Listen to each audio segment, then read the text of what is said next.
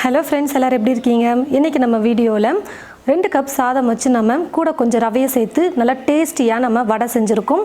இனி பருப்பை ஊற வச்சு அரைச்செல்லாம் நம்ம செய்ய வேணாம். நல்லா சிம்பிளாக ஈஸியான மெத்தடில் வடை செய்யலாம். வாங்க வடை எப்படி செய்கிறதுன்னு பார்க்கலாம். ஒரு மிக்ஸி ஜார் எடுத்துக்கிட்டு அதில் 2 கப் அளவுக்கு சாதம் சேர்த்துக்க போகிறேன்.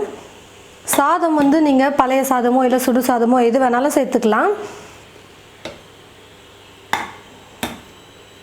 தண்ணியெல்லாம் எதுவும் சேர்க்காமல் நல்லா நைஸாக நம்ம அரைச்சி எடுத்துக்கலாம். சாதத்தை தண்ணியெல்லாம் எதுவுமே சேர்க்காமல் நல்லா நைஸாக நான் அரைச்சி எடுத்துக்கிட்டேன். இப்போ இது ஒரு பவுலில் சேர்த்துக்கிறேன்.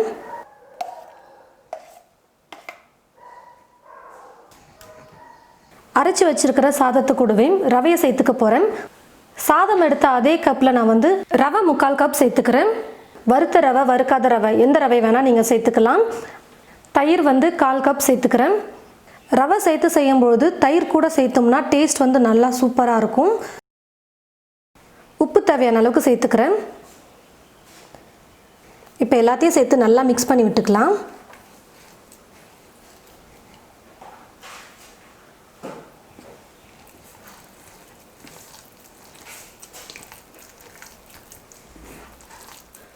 பாருங்கள் ஃப்ரெண்ட்ஸ், எல்லாத்தையும் சேர்த்து நல்லா மிக்ஸ் பண்ணிக்கிட்டேன். ரவை கொஞ்சம் ஊறணும், அதனால் ஒரு பிளேட் போட்டு மூடி வச்சுட்டு நான் 1/2 மணி நேரம் ஊற வச்சுக்கிறேன். பாருங்கள் ஃப்ரெண்ட்ஸ், ரவை எல்லாத்தையும் சேர்த்து 1/2 மணி நேரம் நல்லா ஊற வச்சுக்கிட்டேன். ஒரு வெங்காயம் எடுத்து நல்லா பொடியாக கட் பண்ணி வச்சுருக்கேன். இப்போ இந்த வெங்காயத்தை சேர்த்துக்கிறேன். 2 பச்சை மிளகாய் எடுத்து பொடியாக நறுக்கி வச்சுருக்கேன். பொடியாக நறுக்கிய கொத்தமல்லி, கருவேப்பிலை, இப்போ இது எல்லாத்தையும் சேர்த்துக்கிறேன்.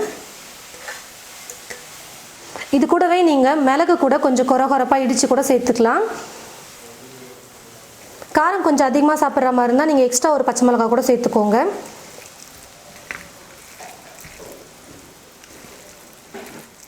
எல்லாத்தையும் சேர்த்து நல்லா மிக்ஸ் பண்ணிக்கிட்டேன். பாருங்கள், ரொம்ப இலக்கமாகவும் இருக்கக்கூடாது. மெதுவடைக்கு மாவு எப்படி இருக்குமோ அந்த மாதிரி இருந்துச்சுன்னா கரெக்டாக இருக்கும். நமக்கு கையில் லைட்டாக தண்ணி தொட்டுக்கிட்டு நம்ம கொஞ்சம் கொஞ்சமாக எடுத்து எண்ணெயில் போடுறதுக்கு கரெக்டாக இருக்கும். பாருங்கள்,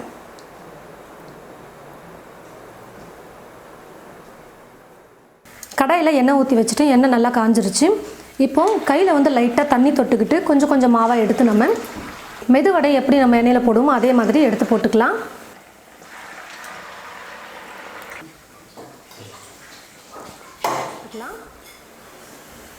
கொஞ்ச நேரம் வெந்ததுக்கப்புறமா வடையை திருப்பி கொடுத்துக்கலாம். எண்ணெயில் போட்டதுமே கரண்டி வச்சு திருப்பி கொடுக்கக்கூடாது. கொஞ்சம் வெந்ததுக்கப்புறமா தான் நம்ம திருப்பி கொடுக்கணும். நல்லா வெந்து மேலே கலர் வரணும், அது வரைக்கும் நம்ம குக் பண்ணிக்கலாம்.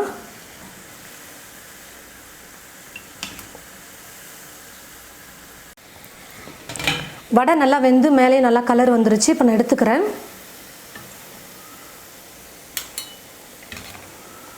ஒரு டிஷ்யூ பேப்பரில் போட்டு வச்சிட்டிங்கன்னா இருக்கிற எக்ஸ்ட்ரா எண்ணெய் நல்லா ட்ரை ஆகிட்டு வந்துடும்.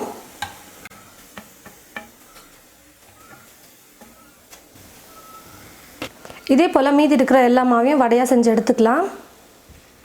பாருங்கள் ஃப்ரெண்ட்ஸ், ரொம்ப டேஸ்டியாக சூப்பராக 2 கப் சாதம், 3/4 கப் ரவை, 1/4 கப் தயிர். தயிர் நீங்கள் 1/4 கப்புக்கும் கொஞ்சம் குறைவாக கூட சேர்த்துக்கோங்க. கொஞ்சம் கெட்டியாக இருக்கும், வடை செய்யறதுக்கு கொஞ்சம் நல்லாயிருக்கும். இதை மட்டுமே வச்சு நம்ம நல்லா டேஸ்டியாக வடை ரெடி பண்ணிட்டோம். பாருங்கள், இனி பருப்பை ஊற வச்சு அரைச்சி இதெல்லாம் செய்ய வேண்டியதே இல்லை. சாதம் இருந்ததுன்னா டக்குன்னு நம்ம ஒரு ஸ்நாக் ரெடி பண்ணிடலாம்.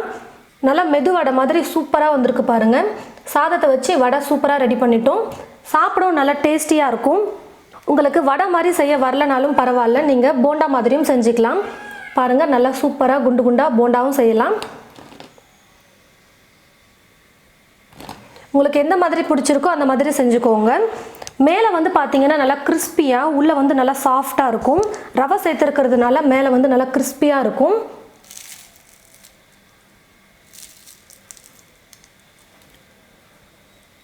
உள்ளே நல்லா சாஃப்டாக சூப்பராக இருக்கும். சாப்பிட்டு பார்க்கலாம்.